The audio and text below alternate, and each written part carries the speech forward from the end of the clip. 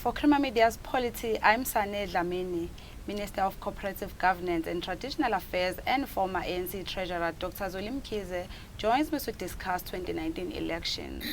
Welcome, Dr. Mkhize. Thank you very much, Sane, and Minister, all your viewers. Thank you very much for your time. In the ANC manifesto, we know that job creation remains an important issue, especially youth unemployment. Can you tell us about the community work program that is run by your department? The community work program is one of there are two programs the government is running, which are basically poverty relief programs. One is expanded public works program, one is a community works program. These programs basically, if you just look at the issue this way, there are people who are disabled, there are children who have no support, there are people who are elderly and retired. That government provides grants for directly because they are in this space where they are no longer able to provide to participate in any gainful employment on their own. So government looks after that. Now again, for those in particular, those children, we only do so because those parents are not employed and they are not able to look after the children themselves. Then there's a huge amount of other people, young and old, who are unemployed, but who don't fall into the space of being given those grants. Children and elderly who must be given grants. So then government has said there are certain kind of work activities which we can use to actually employ some of these people, even if it's not a full-time kind of a job opportunity.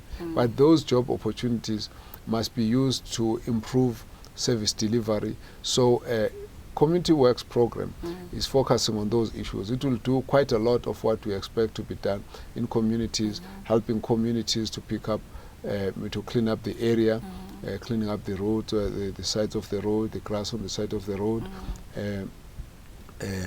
dealing with the issues of fixing leaks, water leaks, and going out to help community with gardens and helping them out with some of their building up of their livestock and so on. So it's a whole wide area of work where we want to encourage people to be involved more in manual labor, where we can get some stipend. And so it's a number of hours a day and a number of days a week. It's not a full-time thing.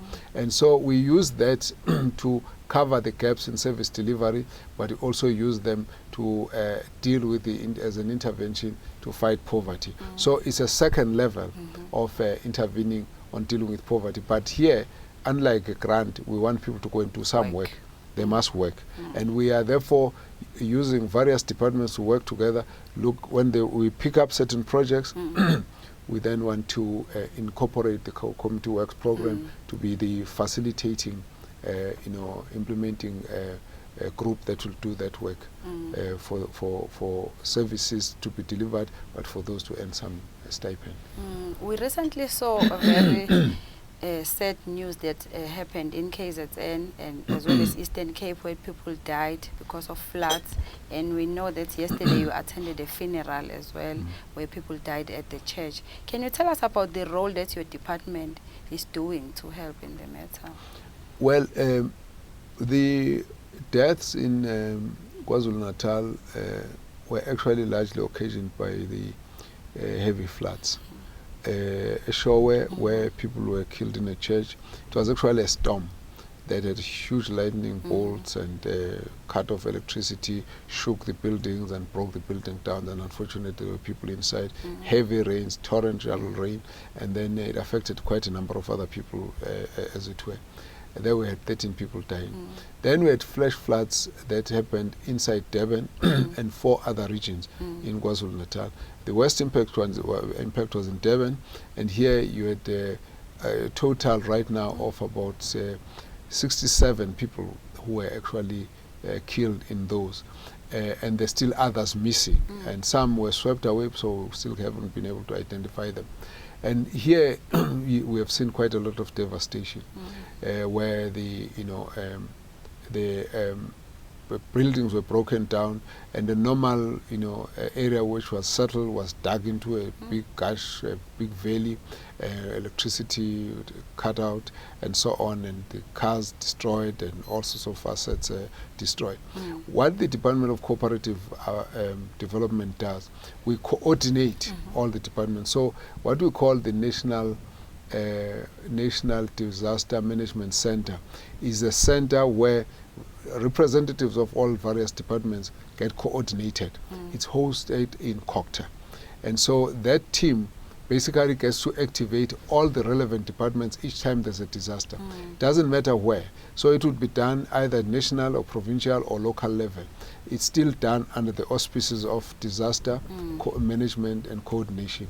So in this case, the Department of Cooperative coordinated all the departments to look into what intervention is needed. Immediate intervention is rescuing people. So we bring in the rescue operators to find the people who have been swept by the floods, get those who can come from fire, who can do the rescue, take them out of their homes, dig them out of the, pull them out of rivers and so on. And so immediate rescue is the issue. Then subsequently is a support for those who have lost their homes, those who have lost their food, their groceries, they've got no clothes, they've got no blankets and so on. Find them alternative accommodation and give them meals on a continuous basis. So we need to then come back to look at what is the damage. Those who have lost documents, identity documents, birth certificates, clinic cards, etc. Those who are sick, who need to be taken to doctors, all of that. Now the various departments now start sharing what to do in those kinds of situations, and also go into the areas where the amenities, public amenities, are no longer functioning, like a hospital which is flooded. You must evacuate and then get alternative site where you're going to place the patient, and then until that is cleared, and so on. Where the schools are damaged, you need to then find a ways to how to repair the school quickly, and so on. Then the roads where people can't pass, the trees have fallen, you must clear them quickly, and then where they are, the roads are broken and you have to resurface them. All of that you have to do. So immediate redirection of traffic and all of these things. That's the whole thing that comes in. So a whole joint operation center gets set up. Every town is supposed to be able to do that, and every provincial government must be able to do that, and at national level we do that. So every day the jock sits.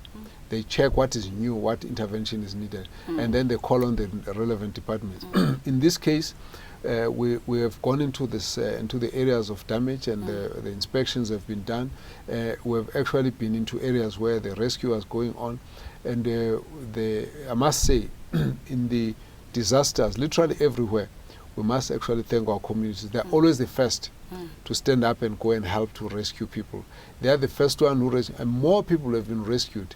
In this case, we know what dramatic stories of how, one gentleman, his house was two dwellings. The one side had daughters and children. The other side was themselves, the mother and the father. First, he looked out, the car was swept away, his car. Then next, the next dwelling crumbled, and his children were swept into the flood, into the flood, and swallowed into the mudslide. Then he heard the children screaming, and he jumped, dived into this mud thing, went underneath, felt the kids, pulled them up. The mother was still clinging on her baby, and saved the two. Went for the next lot until 5 of them were rescued immediately by themselves. Now you've got many such stories wherever we go, okay, and some of them very sad, where you will find that when they rescue, when they rescue the people who have died into the thing, you'll find that the mothers had actually covered their children and even lay on them to try and protect them. It's a very, very sad story of how, and then of course people who jump in there, pull the bricks with their own hands, and in some cases bring tractors and so on. So we do need to extend a very strong and warm word of gratitude and appreciation to the heroic work that's been conducted by our own people who jump into the disaster site at the risk of their own lives, rescue many lives. By the time they call and say we need the fire services, the ambulance services. They do so after a number of minutes have lapsed, and a lot of people would have been saved. And so we've really appreciated that, and I was glad to see that the president went all out to make that very statement, and the president has appreciated the heroic work of our own people. Then, of course, the next layer has been the rescue operators from various government departments, whether it be fire, like in the Western Cape and the Eastern Cape. Those are the people who have gone all out to battle with the disaster. And in this case, they've done marvelous work. Now they get overstretched, because in the case of Durban, there were more than 18 wards that were hit, and they were called all over, and then they ran thin. Then suddenly you feel that some people feel, well, they should have been here much earlier. But, you know, just to again give you a dramatic situation, a family that was trying to walk out of the house, the same car I spoke about swept the gate where they were holding when the flood was they were trying to save themselves. It took 3 of them down. Then the community came and pulled 2 of the people. But the lady who was there in the forefront was swept underneath. Now, it took 4 days to get the car out, and once the car was out, they now had to get a TLB to dig. Slowly they dug and dug and dug, and the first, I can show you the pictures where the first thing they saw were the hands that showed. 4 meters down, in a place which was a normal, you know, level, but it's been now covered by mud. 4 meters down, that's where the lady is, and took them 4 days to reach that point. Now, by that time, initially there were three people who were there. When we came in, we asked them to stop because it was too late. Then the following day, there were about 25 of them. The third day, there were more, and they had to do all sorts of things to dig up. So it does sometimes make it very time-consuming, and you know, takes a lot on the rescue operators. But the communities have been very helpful. In some instances, they bring them tea, they cheer them up, they bring them food, they bring them water, and so on. That's where you really see a very good spirit of being South African there, where people all come around and work together to try and help those who are in trouble. So the the various departments then gets involved. Thereafter, it now becomes an issue of an assessment of infrastructure damage. We've been doing that, like on Sunday now. The instruction we've given to all the joint operation centers, they must now prioritize all the schools, all the hospitals, all the clinics, all the communities which are affected, clear the roads and so on, build the bridges. In some of the cases we've got bridges broken. In Mizana alone, there were 11 bridges. In Port St. John's, there are about 6 bridges. I'm just talking about an area by area. And a lot of that needs temporary bridges that have to be built. And then, of course, emergency procurement processes. That's why declaring a disaster helps, because you can then do an emergency supply chain process. That supply chain process is going to actually help to speed up the repair work. And lastly, Kabazela, we know next week that we are heading to the polls, but we have South Africans who are still saying they won't vote because they are not satisfied with the ruling party. What can you say to encourage South Africans, especially those who are against voting, to go out in numbers? Well, firstly, let me say that South Africans need to understand that this is their right to vote. This is a right that we fought for centuries, and it is not a right that people must just take in a trivial way, just disregard. It's actually the right of a citizen. It's actually the bond between a ruling government and the voters and the communities in general.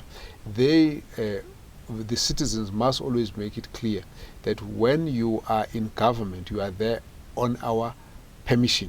We have decided that you are going to be there.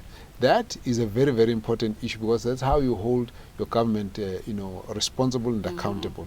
So we would want to encourage everyone that use your right to vote. And the right to vote means you can choose which party to vote for. And that voting is what makes you count as a citizen. And we believe that it would be a big mistake for anyone to think for any reason you don't vote. Go and vote, use your right, and make sure that your presence is felt, your view is known, your choice is understood, and that there is an impact of your vote in who gets to sit in the seats of government.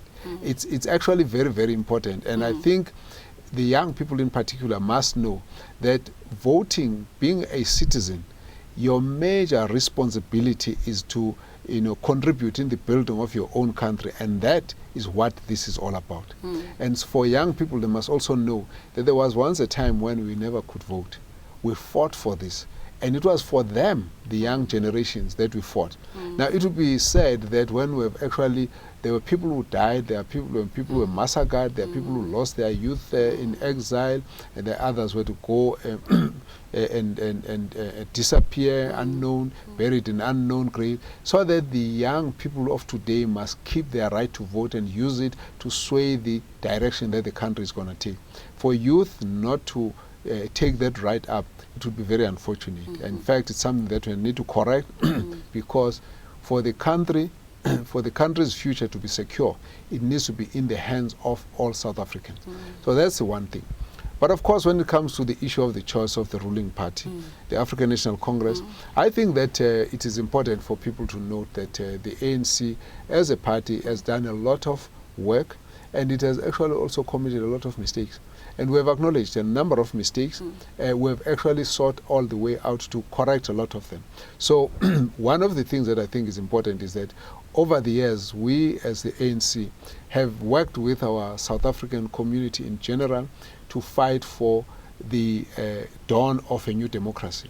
That for us has been a very, very important issue and a privilege to be part of that, because we can't make a mistake.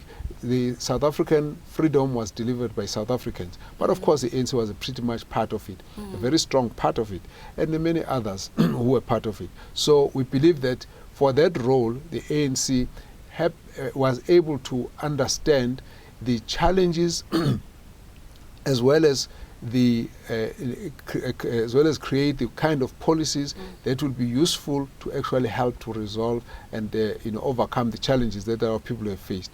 We have participated in a number of programs in terms of building the economy, in terms of building the nation and creating a non-racial, more tolerant, compassionate South African nation, where we have also looked at how to build on services to improve the lives of our people and so on. So a lot has been done. We believe that there's a lot still needs to be done. And we've got a program which we have announced in our manifesto to what to do in that case. Then there's a huge challenge we face right now. There's the issue of poorly performing economy with low growth as well as unemployment. And you would have seen that in the past year, the president has led various programs to engage investors, to look at how we can improve on investment profile of our country and attract more investment into our country to build the same economy. We've also gone to build, to have or host job creation summits, summits, to help to look at new ways of how to create jobs. We've also been looking at how we can take advantage of the fourth industrial revolution. There's a commission being set up to advise us on this so that our youth can actually take advantage of all of this. So a whole lot of these measures excuse me, a whole lot of these new measures are about building our economy, fighting crime, fighting corruption, and correcting all the wrong that we have done over the years, and also building on the achievements that the country has achieved. Certainly, for many people who were there before 1994 can attest that South Africa is a much better space than it was over the years. The only challenge which we sometimes face, and we misunderstand it, when people have received certain levels of services, their expectations and aspirations get higher. And when they raise complaints on the basis of new expectations, it creates an impression that nothing else ever done, which is not correct, which is not true. But the reality is that as long as our economy has not been able to create the numbers of jobs that people need so that they can on their own achieve their own aspirations and look after themselves, there's always going to be a complaint. And I think people are right when they raise that complaint. You can't have a government or a party that is, at the helm of the government of the country, not being put under pressure to say, but create more jobs. We want a better. People are correct in saying so, but I'm saying that the African National Congress is up to the task. A lot of the challenges that we have seen, we're dealing with them, and some of the issues are beyond what the country itself can do. So it requires us to interact with other countries. It requires us to be able to fix some of our structural issues, our education system, our skills development profile, and all of those issues, the poverty in the townships, the inequality, all of these issues have to be tackled together. And I'm saying that no other party has got such a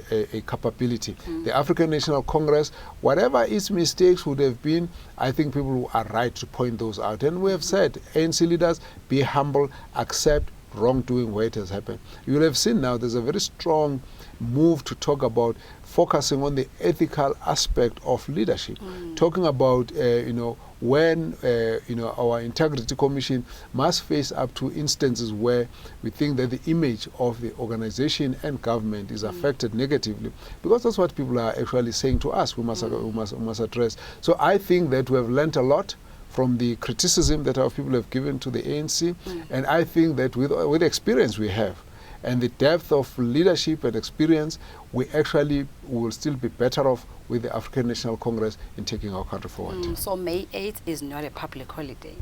Well, we have to go and vote. We have to vote. It's not a public holiday. It is a day where you must go and make sure that you strengthen your democracy. It's a day where you want to make everybody know that you are a citizen and you are in charge of the country. On that day, the citizens of South Africa will take charge of South Africa.